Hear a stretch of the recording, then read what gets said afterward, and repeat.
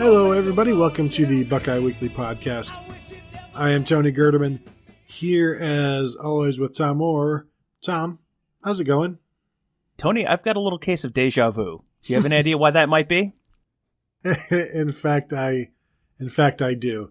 I don't know if we even want to take down the fourth wall and talk about it, but we might as well because that's kind of what we do here. So we have already recorded. We solicited a bunch of bold predictions from listeners. And we did this last week and recorded it a few days after that.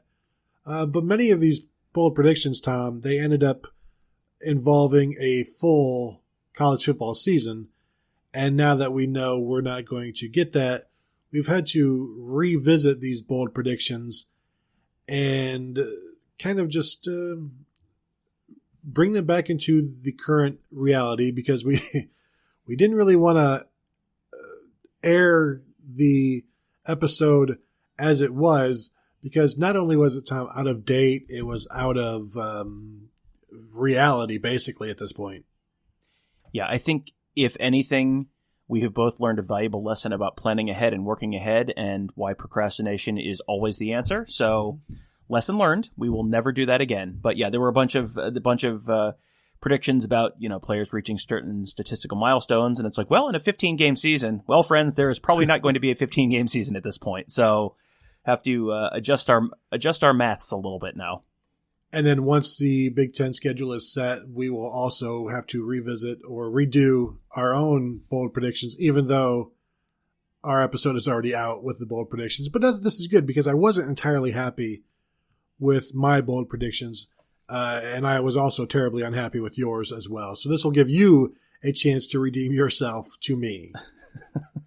And that's what this show is all about. Let's start with the first one from @CFB Unleashed. Number 1, Texas makes the playoff. Number 2, behind a great defensive line and great quarterback play due to a weak conference, Miami wins the ACC. Number 3, Justin Fields wins the Heisman face with tears of joy. Tom, I am right now. I don't know that anything is too bold to not be realistic because as we talked about on the last show, if this season happens, there's almost a sense of if anything crazy can happen, this would be the year. So Texas making the playoff, if there is a playoff, no, I'm sorry, that's still too crazy. I don't see Texas in the playoffs. That's a very bold prediction, but for me, no matter what happens this year, I just don't see that. I would sooner see no playoffs than Texas in them.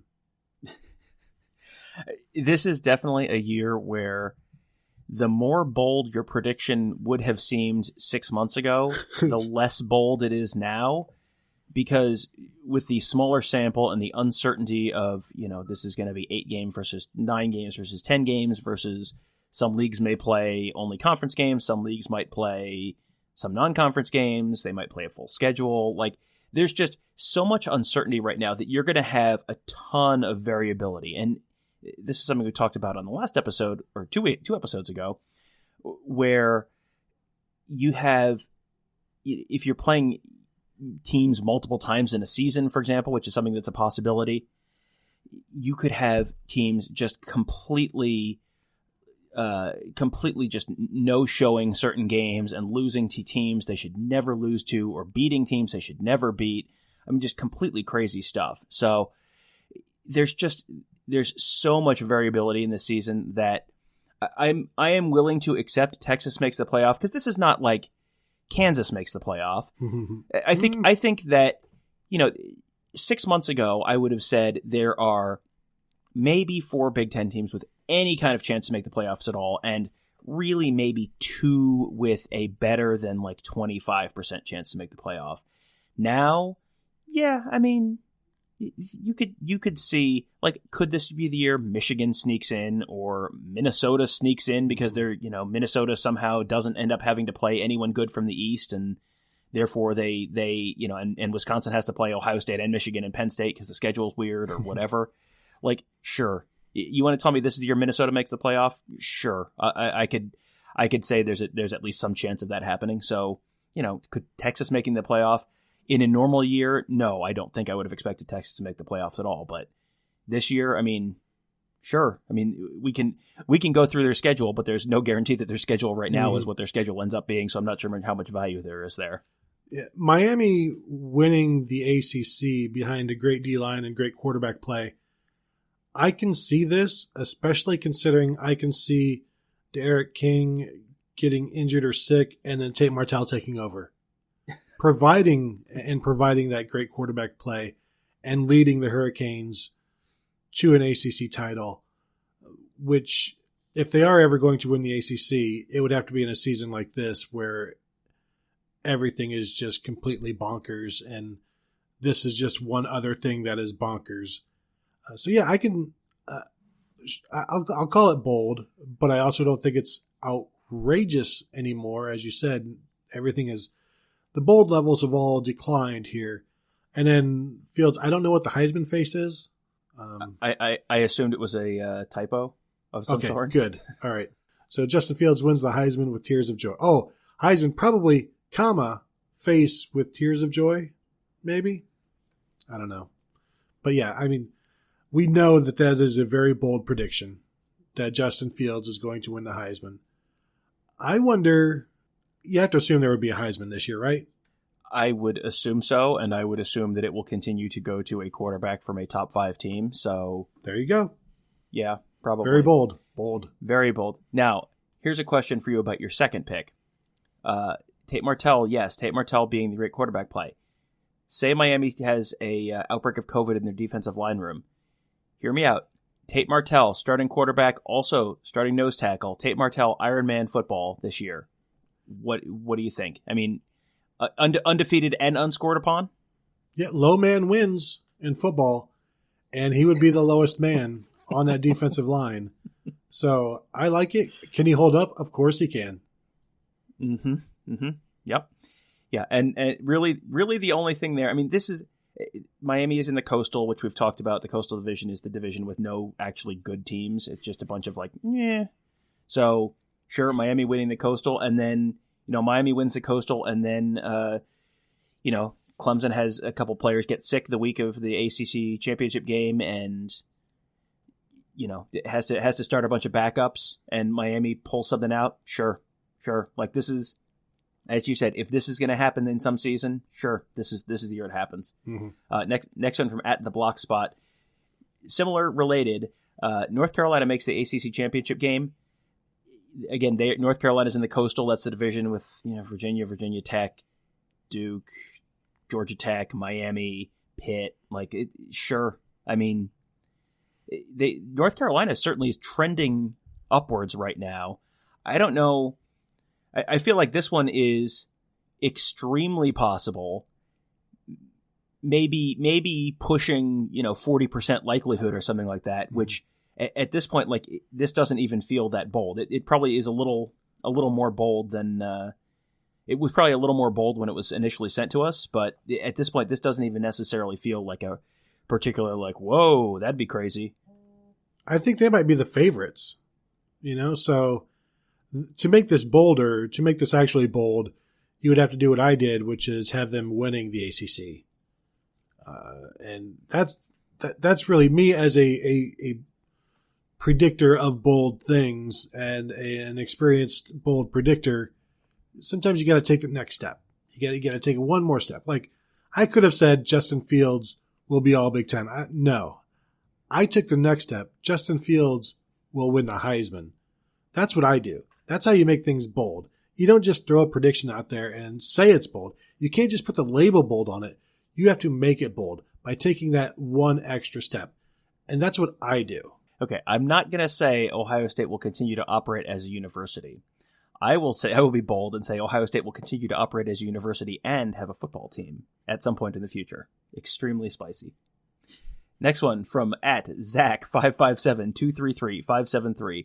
Justin Fields has already played his last down for Ohio State football. Now, I got to tell you, I feel like this is less likely to happen now than I would have said a week and a half ago. I think a week and a half ago, I was a little more concerned that they were just going to have to shut everything down. And after Ohio State shut down the voluntary workouts out of what continues to be, all evidence points to an abundance of caution. And after they canceled the non-conference games, everything about that suggests to me they are going to do everything in their power to play some football this year. And that, I think, is encouraging to me in a way, which is, I mean, it seems kind of backwards, but that is encouraging to me in a way that I think it is less likely this happens now than I would have said a week and a half ago. What about you? Yeah, I'm with you. You got to figure it has been a month of them working out. And the latest tests, what we've been told, a couple of football players, maybe one, maybe two, somewhere, a small number after being together for a month. That kind of tells me that they can operate and they can play football. And if it's just a couple of guys here and there, you put them off to the side. So I will say that I disagree with this, but I guess that makes it a bold prediction. But also, there is also the spring football possibility, which would be the last resort. If they can't play this year, they would just move it to the spring and try then. If that happens, then yeah, he's done.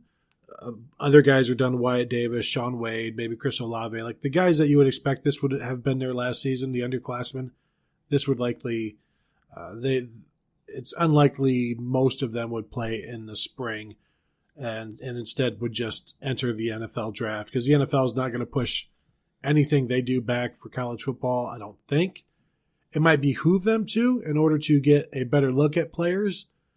But even then, I don't know that a lot of these top guys would end up playing anyway. So, yeah, I'll call it bold because I guess I think it's less likely than it was.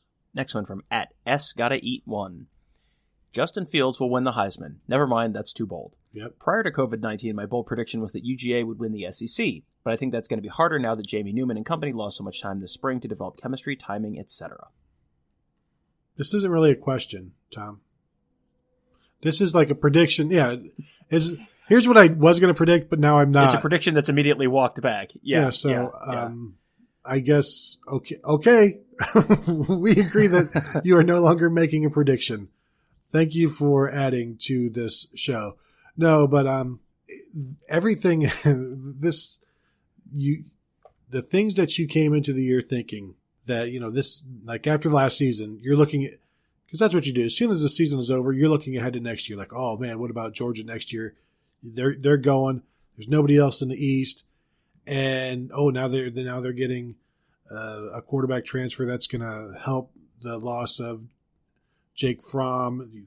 This is the dog's year, and then everything all heck breaks loose, and now you're like, well, I guess it's just going to be another year of watching the SEC West do what they do. And we'll see. As we've said, Tom, if something crazy is going to happen, this is the year. So Georgia winning the SEC is pretty crazy. Yeah, well, when we did the initial show 2 weeks ago, my prediction was that Georgia not only doesn't win the SEC, they don't win their division, they don't go to a New Year's Six game, and they end up playing in the Citrus Bowl or something like that. Now, that was based on the fact that, in part, their schedule was very difficult, and they had Alabama and Auburn and Tennessee and Florida all on that schedule, and it was entirely possible they lose 3 of those games, and then they're out of luck. Well, now who knows? They might not have to play some of those games, and that could change the trajectory of the season. I think just on all of these teams, I think the error bars are a little bigger than we had thought earlier. So let's just say there's a 10-game season. If before you would think Georgia could go, in the best case scenario, 12-0, and in the worst case scenario, they go 7-5, 8-4, something like that. Now, I think, if it's a 10-game season, sure, they could go 10-0. They could go 6-4, 5-5 if things break wrong in terms of injuries, illnesses. Just, hey, now, sorry, you have to play Alabama and Auburn and Florida and Tennessee, and you have to play Florida twice. Sure, or you have to add LSU to your cross-conference schedule or something, your cross-division schedule. There's just so many, a wider variety of things that could happen this year that that is gonna increase the inconsistency of results throughout the year. It's gonna make this a much more unpredictable year, and like I said, you've got bigger error bars on the results now at this point. So, assuming they go the same way as the Big Ten and all conferences go to no non-conference games, that means, like the Big Ten, everybody's schedule is going to have to be redone. And knowing what the SEC does for their top teams, we all need to be praying for Vanderbilt right now, because they are going to have the worst schedule you have ever seen. Like, they're going to be put on all of the top teams' schedule. They're trying to will 4 SEC teams into a playoffs if there's a playoffs. So you got to feel bad for like Missouri and Vanderbilt, these teams that they don't deserve this, but they're just going to be like, why do we have to play 10 road games, is what they're going to be saying. Speaking of trying to get multiple SEC teams in the playoff, from at DLV7709, playoff prediction: Ohio State, Penn State, Florida, Georgia. College football world explodes and demands expanded playoff. And because you didn't specify our predictions to be for the college football season, Tennessee Titans go 9-7. Now, I think this is pretty difficult to see any time, 2 teams from a conference, 2 pairs of teams from conferences. I think that's pretty unlikely. 2 pairs of teams from the same division, 2 Big Ten East teams, 2 SEC East teams, that seems almost impossible to imagine. I mean, even in this crazy year when just about anything could happen, unless the Pac-12 and Big 12 and maybe ACC shut down, I think it's going to be almost impossible to get 2 teams from the same divisions in pairs into the playoff, even with that. Now, if something like that did happen, yes, the college football world would explode and demand an expanded playoff, because what set off the college football playoff in the first place? Alabama and LSU playing a rematch in the BCS national championship game. So yes, if something crazy like that happened, absolutely there would be an explosion, and the expanded playoff that we all know is coming relatively soon would probably get expedited a little bit. But yeah, I think any pair of teams from the same division, like thinking multiple teams from the same division are going to make it, especially 2 pairs of them, I think is pretty unlikely even this year. Well, Tom, something to keep in mind, there may be no divisions. There may be, there may not be. And so if there are no divisions, then that makes it a little bit more likely. But I still don't think it's yes, it would set off a firestorm. I do wonder, though, having this flexibility and seeing how things can change within a couple of weeks, and how the TV revenue and everything, how everybody has been so willing to move around this year.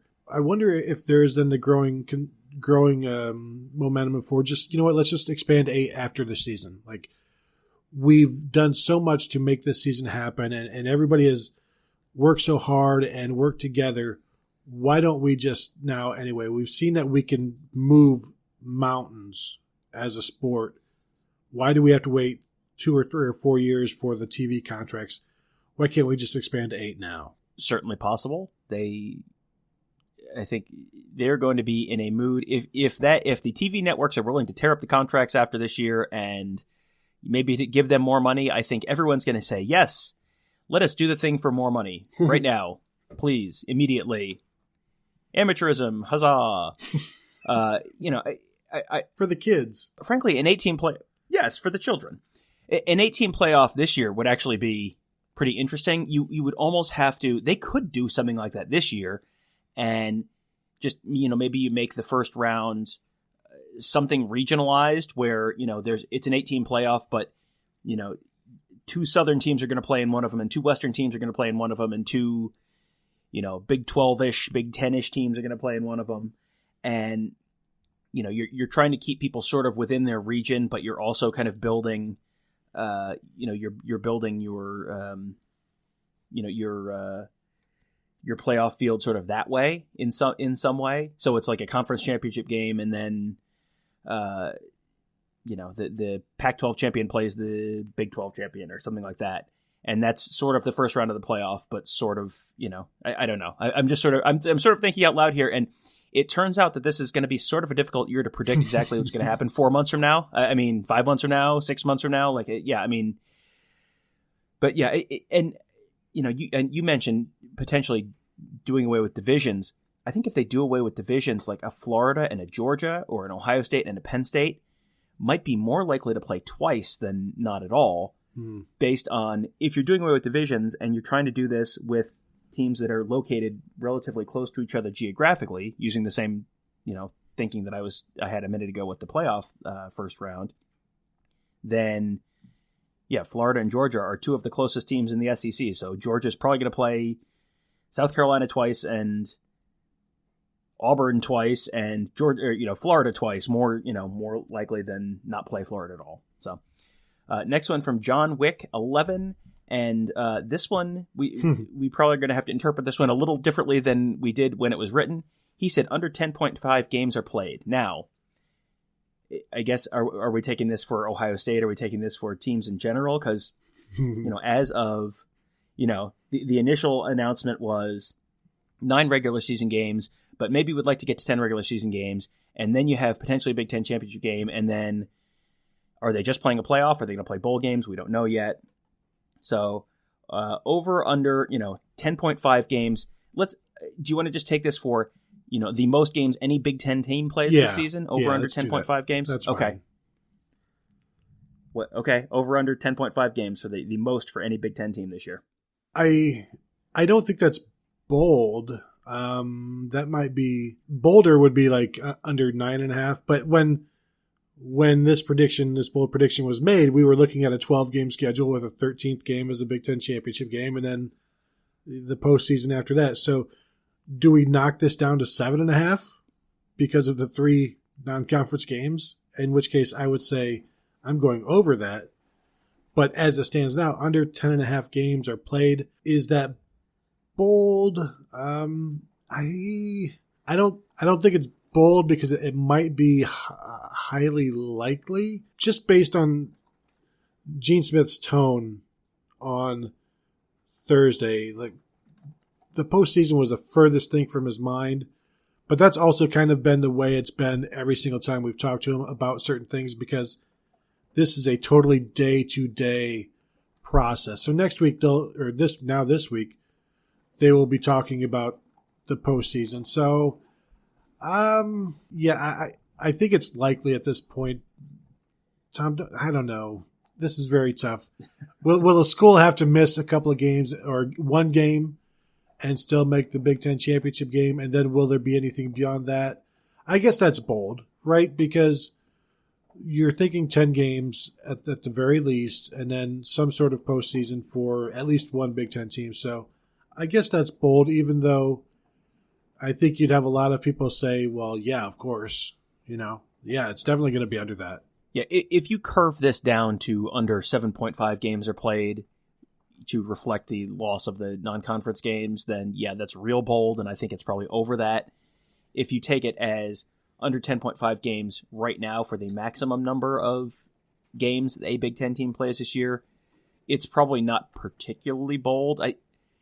That's to me is basically a coin flip, that under 10.5 games. So if they leave it at 9 games right now, as they had initially laid out, and then if they add one, then someone loses a game somewhere, or they don't play a bowl game, like that seems basically like a coin flip to me at this point. So I would say over 10.5 games are played would be maybe even slightly more bold than under. But again, this was a prediction made before everything changed, so we can't really mock the boldness here since the world has changed since this was first sent to us. And we wouldn't be surprised by any means if it was under 10.5 games. We wouldn't be surprised. So I guess it can't be bold, right?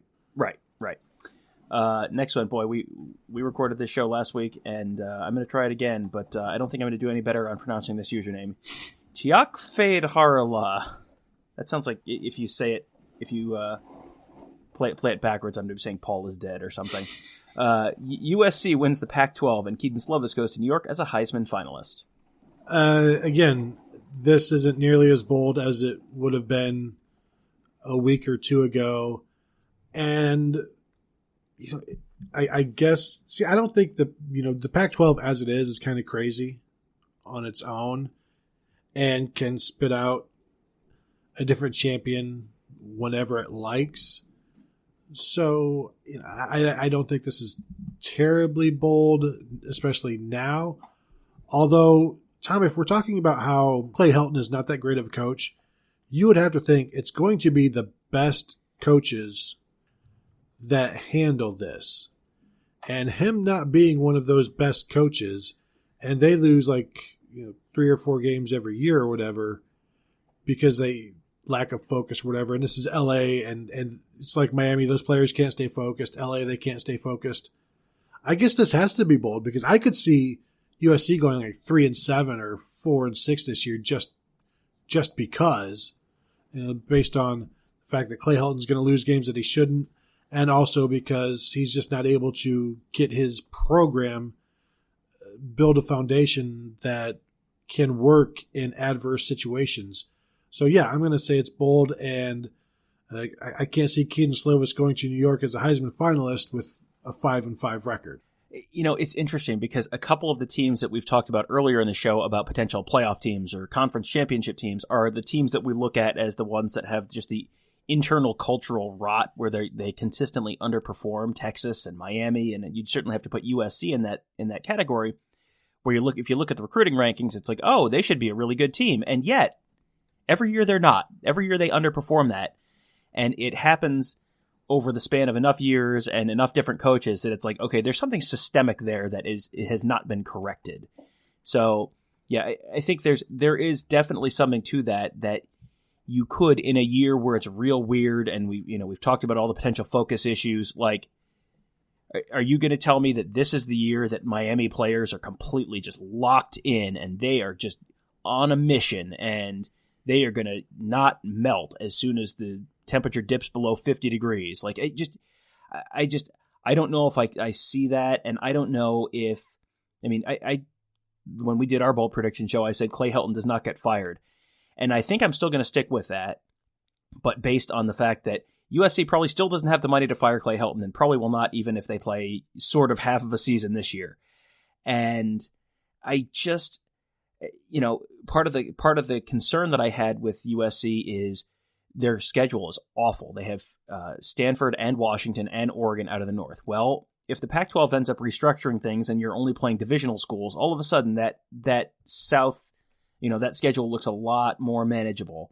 And you're probably not playing Notre Dame this year, and they probably are not playing Alabama this year. And all of a sudden, you're taking some games that were likely losses or possible to probable losses off that schedule.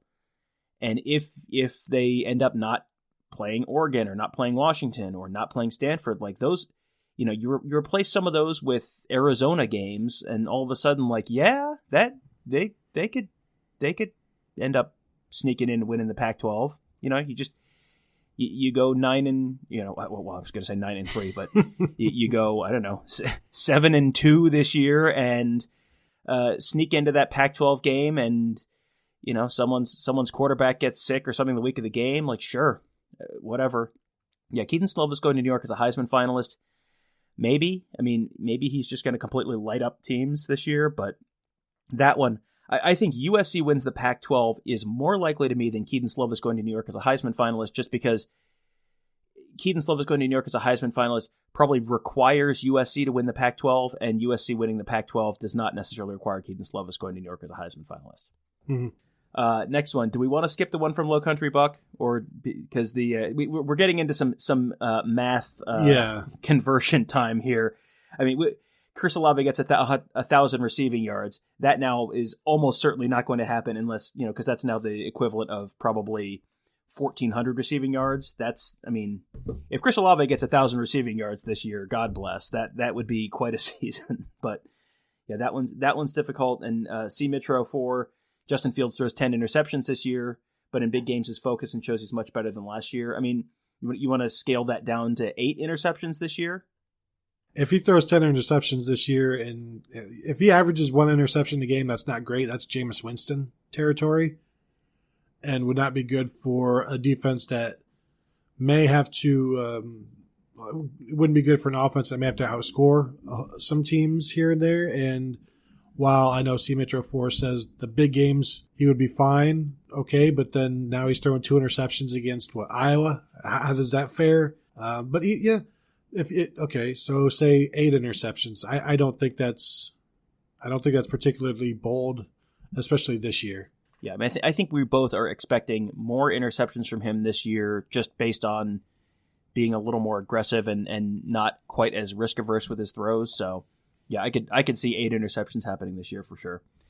Dat boy named Toy says Julian Fleming has a more exciting freshman season at wide receiver than Garrett Wilson or Chris Olave did. That's the hope. So I don't know that coaches and teammates and fans can equate that to being bold. Like, yeah, you should. I mean, he's the number 1 receiver in the nation in terms of a recruit. So he should be able to have 30 catches or whatever. And remember, Chris Olave, I don't know, what do you have, like 14 or 22 as a freshman? It's just, we're talking about excitement. And Olave had 2 touchdowns against Michigan and a blocked punt. Garrett Wilson had over 100 yards receiving and a touchdown against Michigan last year, had a crazy catch against Clemson, had a nice punt return, had some exciting moments. Can Julian Fleming top those moments? It would require, Tom, something to happen against Michigan. And so maybe it is bold to predict a freshman having those moments. What's interesting to me about this one is I don't think that I came out of spring expecting Julian Fleming to be the most game-ready wide receiver for Ohio State, and I still don't know if he is. I mean, I think you could. We came away from the one practice we got to watch, I think, thinking that Jackson Smith-Njigba was probably the one we were most impressed with, and we have certainly seen out of G. Scott some potential for big things, and we've heard from some folks that they are expecting big things from G. Scott. But and G. Scott and Julian Fleming potentially both being guys at X, I think there's a possibility that just the depth chart there makes it more likely that one of those guys has a big season than Jackson Smith-Njigba, because if Jackson Smith-Njigba is at H, along with Garrett Wilson, along with C.J. Saunders, along with Demario McCall, I mean, all those guys, it's going to be harder to get on the field at H than it is at X. So one of the guys at X potentially, maybe you're in a rotation with Jalen Harris or something like that. It's going to be easier to get on the field for first team kind of snaps at X than at H. So, yeah, I mean, it's entirely possible that either Fleming or G. Scott does have, at least maybe comparable or better numbers to Garrett Wilson or Chris Olave scaled down for the number of games of the season. But, a more exciting freshman season than Wilson or Olave did. Like, if Julian Fleming does something more exciting than 100 yards and a touchdown against Michigan, and then a Sports Center incredible catch against Clemson in the playoff, like that would be quite an exciting freshman season. I think something on the level of what Wilson and Olave did is probably about the ceiling to me. I think expecting much more than that is probably a little bit unrealistic. Next one from AKTK. Oklahoma State wins the Big 12 with 20 starters back. I don't think I truly believe this, but I think it's plausible with that potential offensive firepower. Tom, I think this almost ventures into the realm of likelihood if the schedule is as wonky as it might get, where you only know your opponents like 1 or 2 weeks out in advance, or suddenly now you're playing here.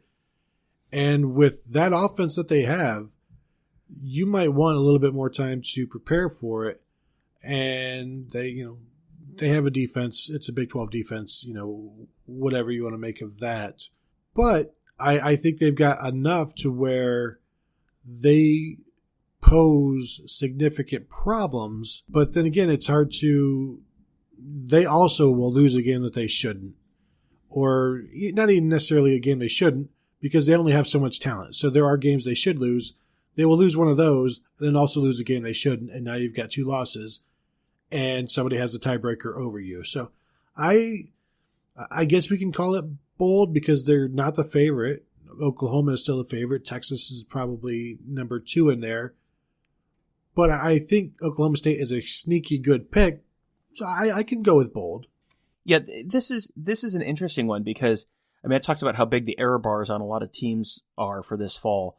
I think the teams that have had some kind of tumultuous off seasons, like Oklahoma State, like Iowa, I could see almost anything happening there. Like there's enough talent on this team that absolutely they could win the Big 12. I think that's within the realm of possibility, even in a normal year, let alone a shortened, wonky, you may only play some of your games, you may play some teams twice, sure. Like absolutely that's within the realm of possibility.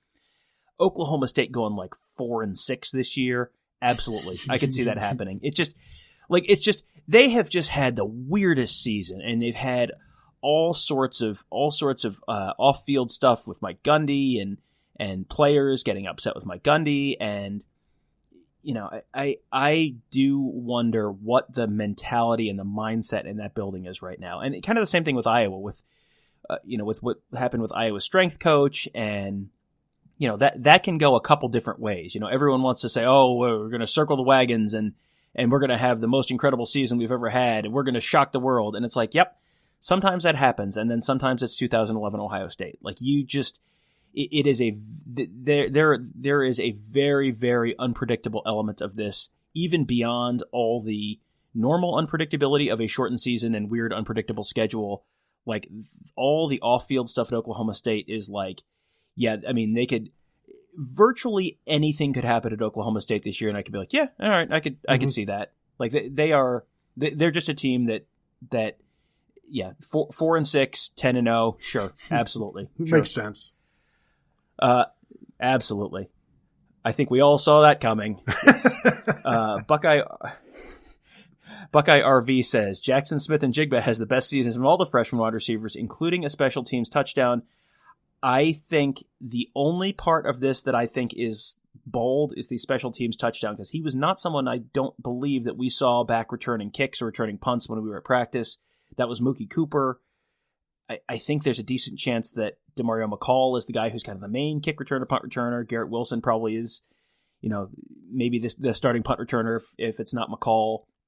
So, then is Jackson Smith-Njigba this year's version of Sevyn Banks, where he is the one who catches the blocked punt against Michigan and runs it in for a touchdown. I think Jackson Smith-Njigba has the best season of all the freshman wide receivers. Yeah, I could absolutely see that being the case. The special teams touchdown, I think, is the tricky part of this one. Yeah, that's where the boldness comes in, because I've been saying I expect Jackson Smith-Njigba to have a Garrett Wilson type season, 30-some catches, 400 or 500 yards, something like that. But Tom, this year it's all hands on deck, every single spot. I mean, he could be returning kicks at some point. He could be returning punts. He could be blocking them. He could be doing any number of things, which makes a special teams touchdown more likely, but still very, very far from likely. So yeah, it is the special teams touchdown, which makes this a bold prediction. And if it happens, remember that name, Buckeye RV. Next one, 614-513. He said 2, we got to skip the first one because it was Cincinnati beats Nebraska on the road. Nope, not going to happen. Next one, Garrett Wilson, first team All-American. That is spicy. I could see it happening. I think you and I have both expressed the idea that we are expecting absolutely massive things from Garrett Wilson this year. And, with him as the likely starter at H, you went through an over-under list on stats for him this year, and it was just like over, okay, give me another number. over that too. I think we have ludicrous, unrealistic expectations of Garrett Wilson on offense.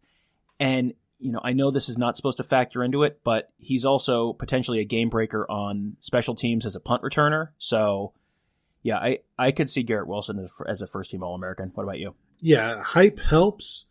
And you go through and like, gosh, who has been All-American receivers at Ohio State? There's been like Terry Glenn, David Boston, Chris Carter. It's been a really, really long time. But Garrett Wilson plays in the slot, and so did Curtis Samuel, and Curtis Samuel was an All-American. Granted, he was an All-American as an all-purpose player, but if if he gets as many touches as Curtis Samuel did, even if 95% of them are receptions, Garrett Wilson is also going to be an All-American. So it's spicy. I think it's bold to predict an Ohio State receiver will be an All-American. So even if when it happens, neither of us will be surprised because we've been on this bandwagon and being in the slot with Kevin Wilson talking about 100 catches or whatever. So I think it's very possible, but still I can consider it bold. All right, the next one. I feel like I need to check Twitter just to make sure nothing has changed since we started recording. But DutJB12 says the Fighting Irish shocked the world and beat Clemson. As of the time I am saying these words, that game is still on. There's a lot of question about what exactly is going to happen with Notre Dame's schedule this year if they're not playing any power conference teams out of conference. Like, are they gonna be consider those ACC games conference games or not? Because boy, would it be hilarious if Notre Dame's proud tradition of proud and unsacrificable tradition of being an independent leads them to just playing a MAC schedule this year. That would be maybe the funniest possible outcome of all of this. But as far as if the game happens, right now it's scheduled for November 7th, I believe, in South Bend, which you can get into some weather there. You can get into, the end of the season health issues for teams. That is going to be, especially this year, if Notre Dame is not playing some of those other big marquee games, that is the circle on the calendar game. So sure, with as much variability as there is this year, that is a game that in a normal year would expect Clemson to win. But, assuming that it really does happen in November and it does happen in South Bend, you've got the weather, you've got, health questions that could swing things a little bit. Like, sure, that it seems like it's, that's not 50-50, but I could definitely see that happening. Yeah, you should beat a team in your stadium. I am very interested to see what happens if the ACC if they go to the no non-conference, and we know Notre Dame is kind of a conference opponent, but if they were to basically hold Notre Dame hostage and be like, you need to join full-fledged and be a full member right now, or else we're not going to play you. And of course, Notre Dame would be like, no. And then, as you said, they would just schedule 10 or 12 MAC opponents, probably go like 12-0 and miss the playoffs because Ohio State is 9-1 and Clemson is 9-1, and those teams get picked ahead of Notre Dame being 12-0. But don't worry, the Catholic News would still declare you national champs. Now, in addition to just going 12-0 against or 10-0 against a MAC-only schedule, I really want Boise State to get the Group of 5 bid to the New Year's Six, because sorry, Notre Dame, your schedule, both of you went undefeated, but Notre Dame, your schedule just wasn't quite good enough. So we're going to send Boise State to the Cotton Bowl, and you guys can go to the Motor City Bowl. As MAC champions, you get to go play in the Quick Lane Bowl. Have fun. Plan fiendishly clever in its intricacies. New motto for 2020. Suddenly, totally worth it. Last one from K-Shed.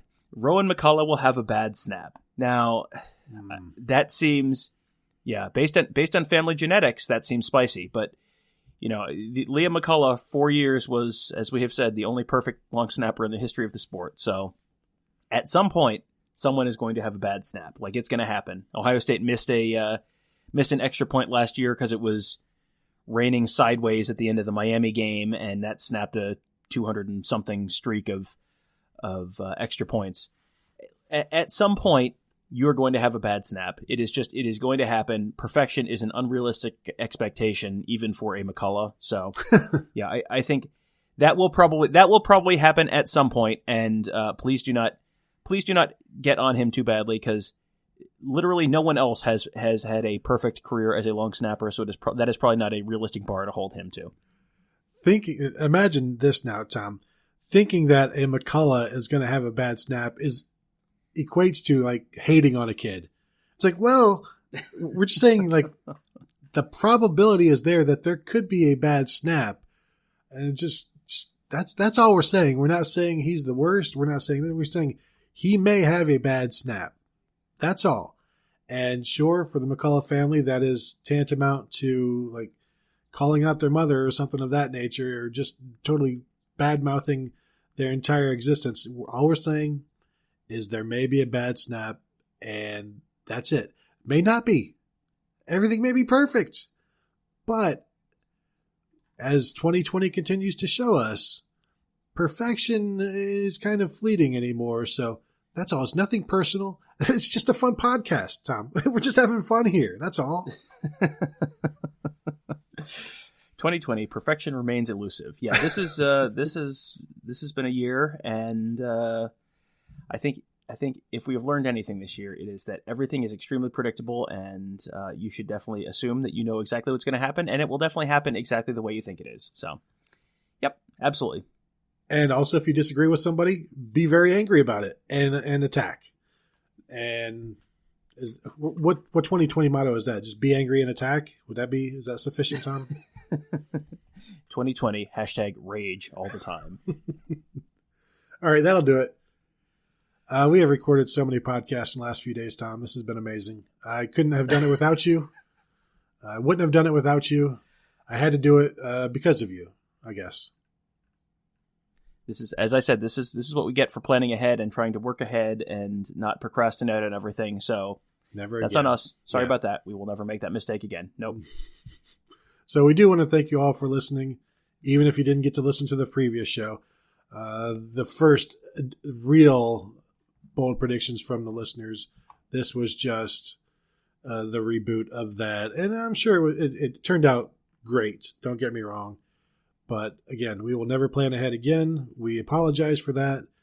From now on, we're going to stick to Tom unprepared. Within 5 minutes notice, let's just go ahead and record and just get it over with. No more setting stuff out, planning things. That's not what the show has ever been. And we flew too high to the sun, and we will never do that again. That is our promise to you, the listeners. We will never prepare again. So we want to thank you all for listening to this show and for loyally listening to this show. Nowhere else can you get insights like the ones you get from this show, and we know that, and you know that. And so go tell your friends. Thank you all for listening. Make sure to check out everything in Buckeye Scoop, including the podcasts, those who prepare and those who don't. We're not discriminating. Check out all of the content. If you are wondering if you should become a member, if you have become a member, you no longer wonder if you should. You know you made the right decision. If you are thinking about becoming a member, but you're not sure if you want to invest, just invest for 1 month. Take a look at the Ask the Insiders board. See what's going on there. The community is buzzing. There is plenty of content behind the paywall. There's plenty of content in front of the paywall. All of the podcasts are free. We are building a community for Buckeye fans who want to just hang out with other Buckeye fans, and that's what we've got there. So give it a look, buckeyescoop.com. Go ahead and set up an account. Pay for 1 month. That's all you have to do, and see if you like it. And if you don't, you can back out after that. If you like it, then go ahead and continue to peruse and utilize the site as best you see fit. So thank you all for listening, and we will talk to you guys later.